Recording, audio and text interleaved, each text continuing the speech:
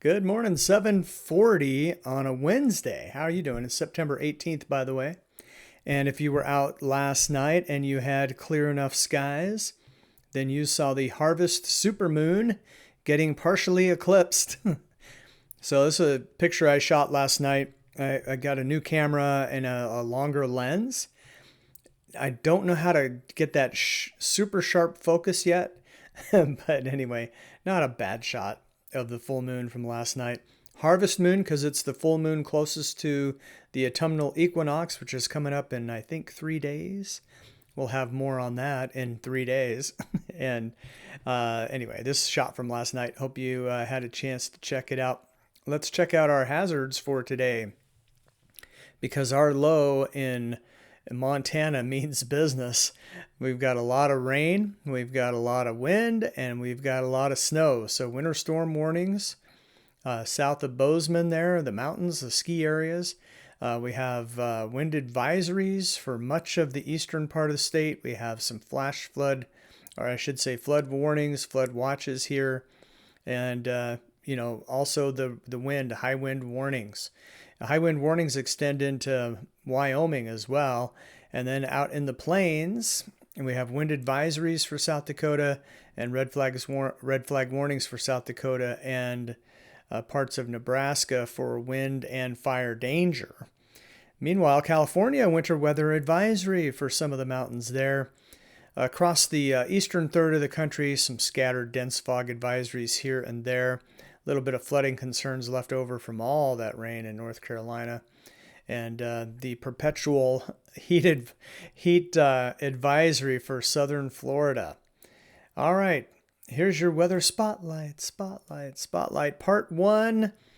It's a party in Phoenix as they finally finished their streak of days over 100 in a row, 113 days. The previous record was 70. Pretty insane. And, Tucson, which is, 90 miles south, had nothing like this. So it's just kind of crazy. And so yesterday was only 93, according to Arizona's Family First Alert Weather. And thanks for the nice graphic that I saw all over Facebook yesterday. So I just grabbed that. Weather spotlight. Part two, we go to Omaha, which is the weather service that also services my area here in western Iowa. And we're looking at, finally, a chance of some rain starting really this afternoon and moving into Friday. So that's the graphic on the left. So could see up to 1.5 inches between now and Friday, and some places only 1/10. But our current soil moisture deficits are 1 to 2 inches. So if we get 1.5 inches, are the places that do, because it'll be spotty. Those places could saturate their soil, and then we get the main event, which will be Saturday, basically midnight Saturday through noon Saturday, and then ending Sunday evening though. So that could give us, and you see this is the right-hand graphic. I mean, we're talking 2-3 inches of rain or even more for parts of Nebraska. So that could lead to some flooding concerns or some runoff concerns, but kind of excited for it here because we haven't had rain in quite a while. So it's been 3 weeks or more. So things are starting to dry out, as evidenced by those soil moisture deficits of 1 to 2 inches. So it will be welcome indeed. All right, today's surface looks like this. Our big low in Montana, and yeah, heavy rain, flash flooding possible here. Then we've got the snow in the mountains, Idaho, southern Montana into Wyoming. Also snow California with that system moving onshore. Scattered showers ahead of the system in Montana. For Minnesota, South Dakota, Iowa, Nebraska could see some severe weather, and then scattered storms for the south up through the mid-Atlantic. So North Carolina, which got some areas up to 20 inches of rain, crazy. And so you don't even want to shower here, but there'll be some scattered showers in the mid-Atlantic. Here's your severe threat today. Dark green is the marginal. So a very slight risk, and then the yellow is the slight risk. And then as we zoom in a little closer, take a look at the tornado risk. There is a slight risk of tornadoes South Dakota, Minnesota border, uh, up into, a little bit of northwestern Iowa, a little bit of northeastern Nebraska as well. So just a 2% chance, but there is a chance. Highs today look like this, and they're pretty high for Texas. We're still looking at mid 90s. Phoenix at mid 90s, so it's a tie of the hottest spots. Mid 90s getting up into Oklahoma City. That transitions into low 90s, upper 80s, let's say Kansas, Nebraska, Iowa, into, Missouri. And then cooler as you get up into North Dakota, we finally start to see some lower 80s. The mid-Atlantic, still kind of cool. That's where we start to transition from 80s in the southeast to 70s for the Northeast as well. And then, of course, the West, where that storm is in Montana, that's where the coolest weather is, and nice 70s along the Oregon and Washington coast. Lows tomorrow morning. The western half of the country is refreshingly cool, 40s and 50s here, some 60s in California, and some 70s in the desert Southwest. Meanwhile, the other half of the country is the warm stuff, and we have 60s to near and 60s and 70s all across the plains here, but cooler when you get back into the Ohio Valley, up into the Northeast and the Great Lakes. But we do see some of that cooler air advancing in the northern plains. All right, for tomorrow's surface, we see that cooler air advancing into the northern plains. And ahead of that is our severe weather threat, Minnesota, Wisconsin, and Iowa.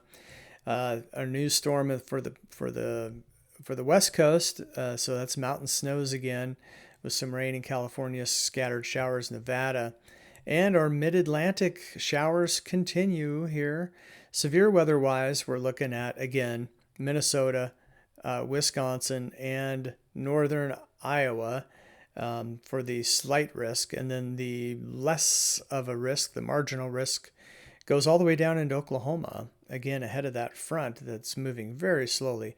And we do have a threat for tornadoes tomorrow too, mainly for Minnesota into Wisconsin, and Minneapolis, St. Paul is right in the middle of that.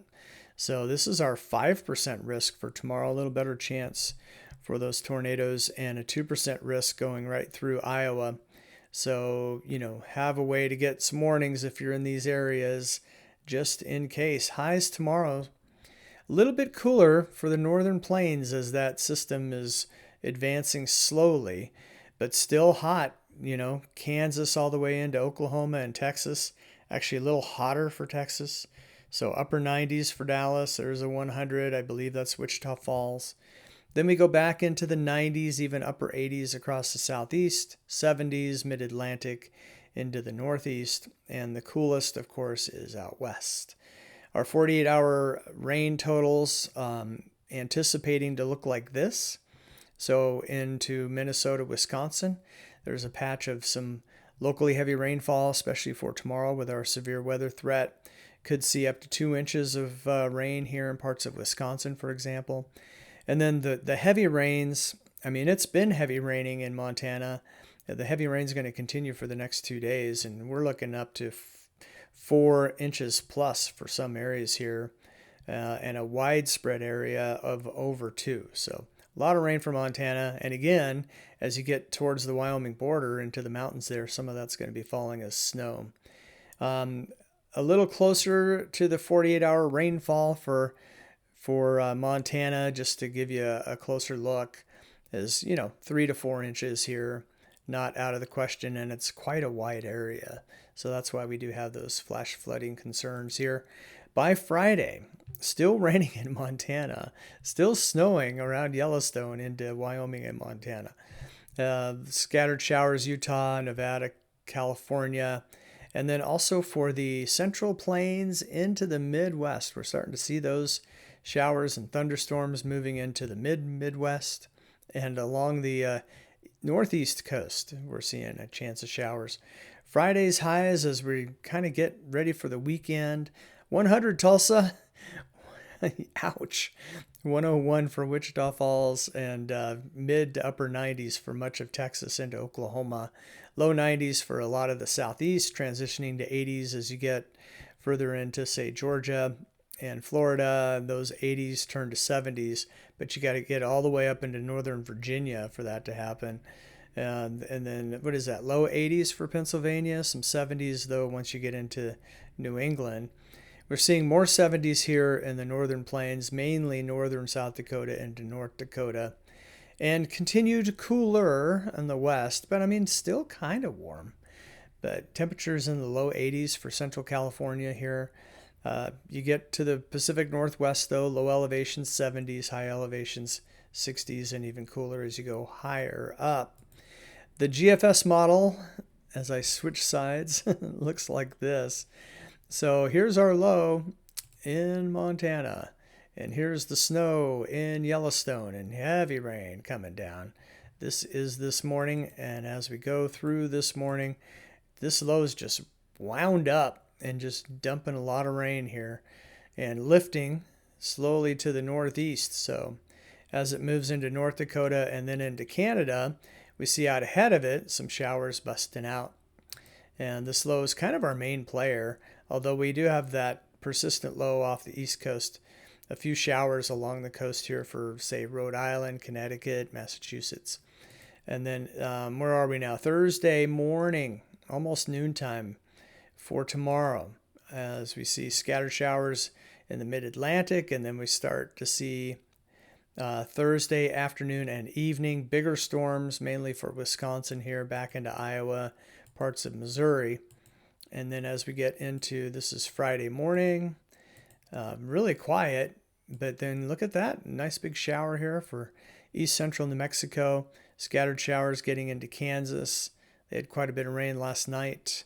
One of my friends is a meteorologist for one of the National Weather Service sites in Kansas, said they got a couple inches yesterday. So more rain expected out here. In fact, as we get into the day Saturday, watch the Rockies, because we're going to see a low form here, and we're going to see some showers bust out. And there they are, eastern Colorado into Kansas, panhandle of Oklahoma.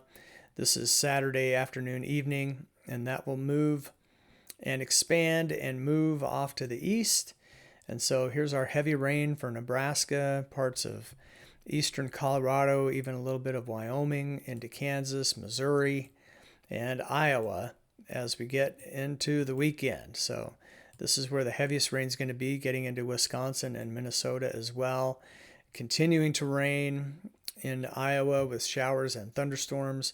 This gets us into Sunday night.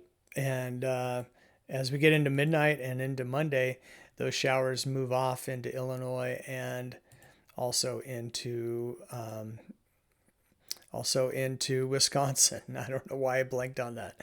All right, I want to get further ahead because, well, here's this low and a trailing cold front, so showers and all the way down into Texas, that'll be welcome if that happens, say Monday night into Tuesday.